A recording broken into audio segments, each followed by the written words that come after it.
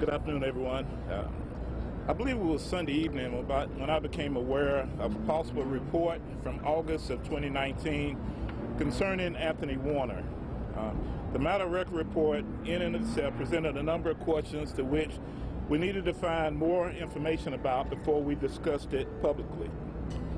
Research on the August 2019 call and police action began on Sunday and continued through this morning as we got more information. Here's what we know. On Wednesday morning, August 21st, 2019, South Precinct patrol officers responded to Seaford Lane on a report from an attorney that a woman who lived there had made suicidal threats and was sitting on her front porch with firearms. Upon arrival, officers saw the woman did have two pistols on her front porch next to her, but they were not in her possession and were unloaded. The woman said the guns belonged to Tony Warner and that she did not want them in her house any longer. During the officer's conversation with the woman, she said that her boyfriend Warner was building bombs in an RV trailer at his residence. The attorney said that Warner frequently talked about military and bomb making, and that he believed Warner knew that what he was doing and was capable of making a bomb. Out of concern for the woman's emotional state, officers called mobile crisis. They in turn spoke with the woman and determined that she was in need of care. Based on what they heard, South Precinct officers responded to Warner's home on Bakertown Road, knocked on the door but received no answer. They saw the RV in the backyard. It was fenced off and they could not see inside the RV. Officers tried several times to get a response at the door. They knocked and knocked and knocked, but never made contact with Anthony Warner. One of the responding officers called the hazardous device unit and relayed the substance of the call. The following day, hazardous device unit officer Kevin Pollard began follow-up. On the 22nd, Officer Pollard sent a narrative over to the FBI Nashville office to do a check on Warner for prior military connections. Later in the day, on August 22nd, the FBI report came back that it checked the holdings and found no records whatsoever on Warner. On August 28th, the FBI reported that Department of Defense checks on Warner was all negative. During this time, Officer Pollard reports that he drove by the home for several days and he had an officer on standby just in the event that if he made contact with Officer Warner, they could do a knock and talk and try to get inside the residence or inside of the mobile home.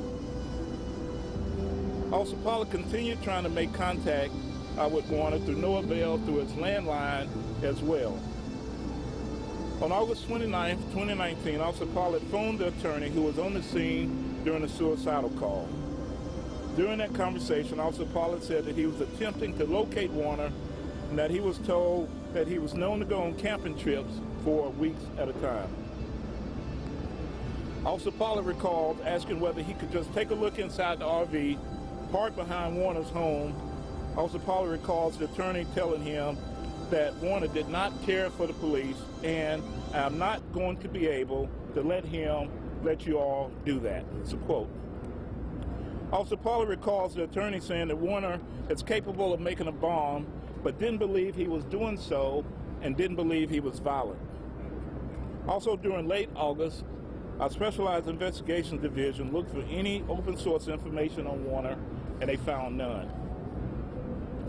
At no time was there evidence or reasonable suspicion that a crime was being committed, and our officers had no legal basis to go into Warner's fenced-in yard or home during August 2019.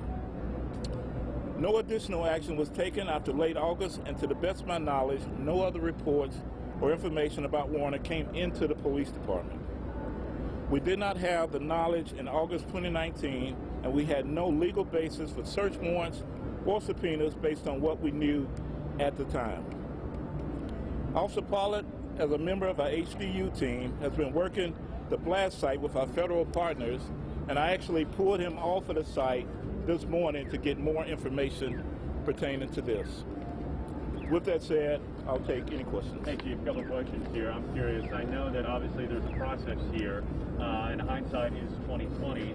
But what would it have taken for officers to have legally searched that RV?